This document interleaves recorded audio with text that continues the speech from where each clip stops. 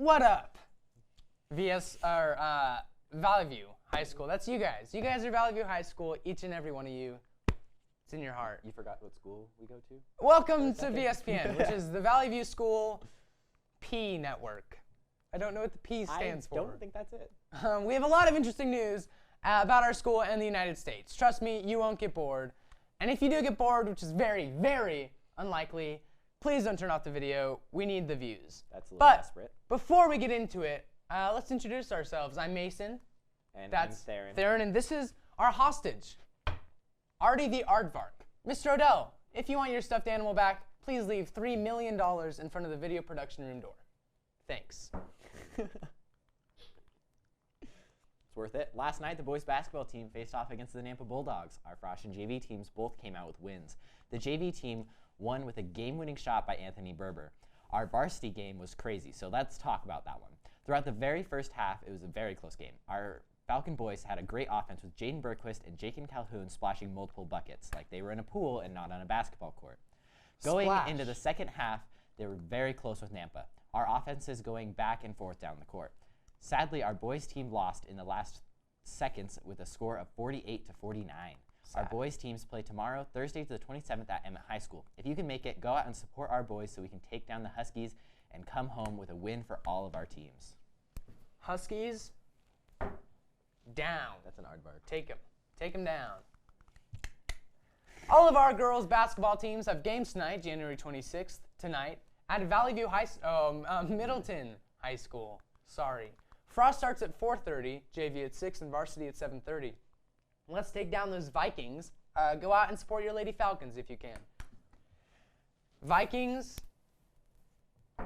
Still not a Viking, but okay. Down.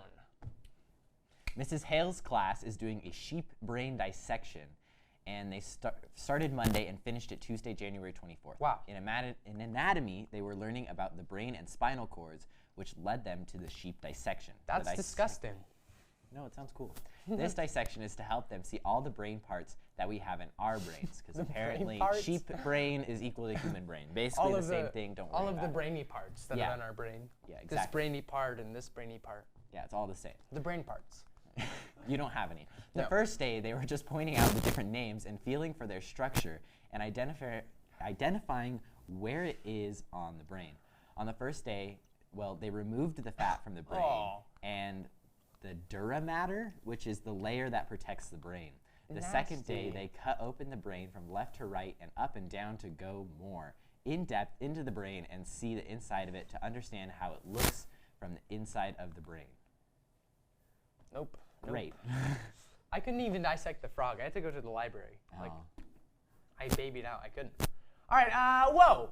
Don't we all just love science? I love science. Just not that class. That class specifically is bad. Sorry, Miss Hale. I'm sure it's fine, whatever. Miss Hale's class seems like they had fun with dissecting the sheep brain.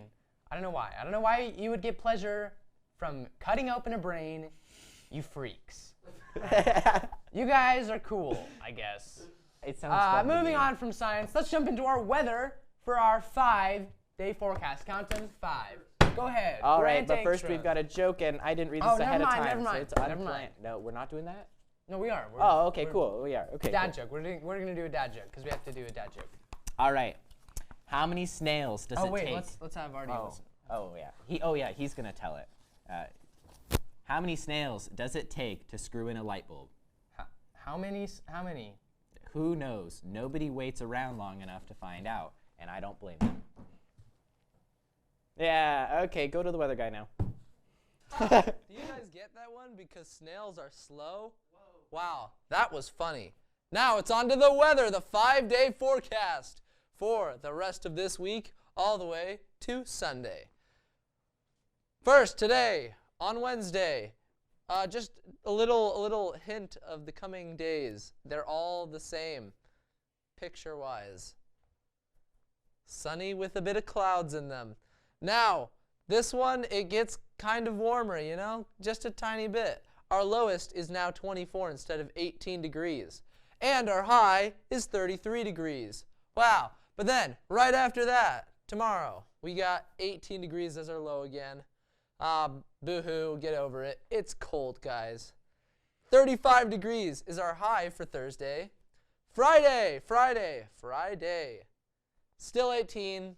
Sorry, guys. It's super cold. 34 is our high for Friday. Saturday. It's really freaking cold. Wow. Okay. It's 16 degrees as our low and 31 degrees as our high. That's like the coldest this whole entire week has brought. Okay. But then it gets a tiny bit warmer on Sunday with a low of 20 degrees and a high of 32 degrees. That's all for the weather, guys. Now, back to Mason and Theron. Hey guys, it's us, Mason and Theron. Yeah, but it's my turn. So. But it's us. Oh, yeah, it is us, though, yeah. What do you want?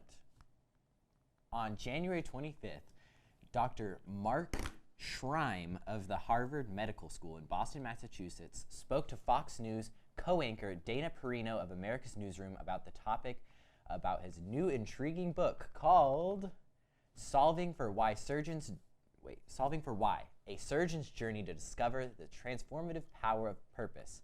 Among his key points, COVID has not just taken the toll on people, it has presented an opening for the reflection on what matters in life and how we choose to spend our time. Dr. Schreim said we should really question what is it that we want to be doing for the rest of our life. What is the purpose of me being here on this planet?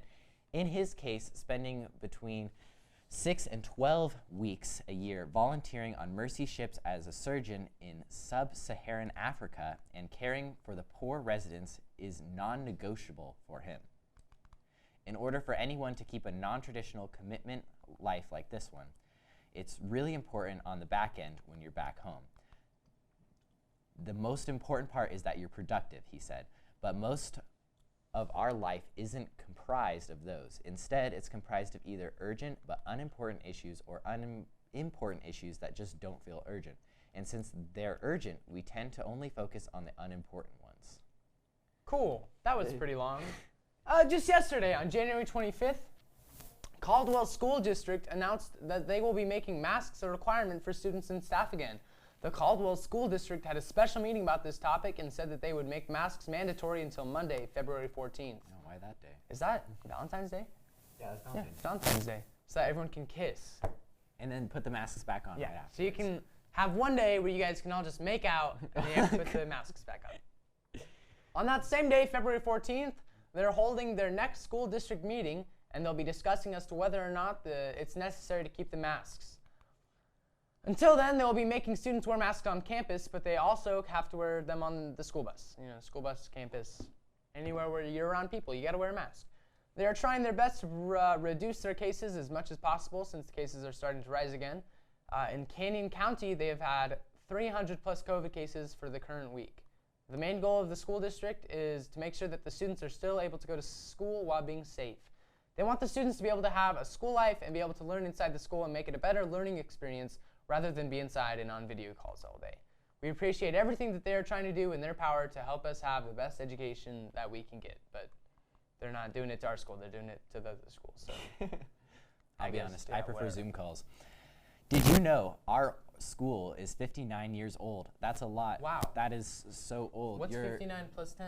I have no idea. I would never say that on camera. Your grandparents could have probably went to this school if you have really young grandparents. Or really old grandparents. No. Imagine all the things this school has seen. The school was built before Kennedy ever got assassinated on November 22nd, 1963. Actually, that's wrong because the middle school used to be the old high school. So not quite the same building. Yeah. But yeah, same school. What does that have to do with the school? Anyways, Martin Luther King Jr. was assassinated when people were going to this school, aka the middle school. What?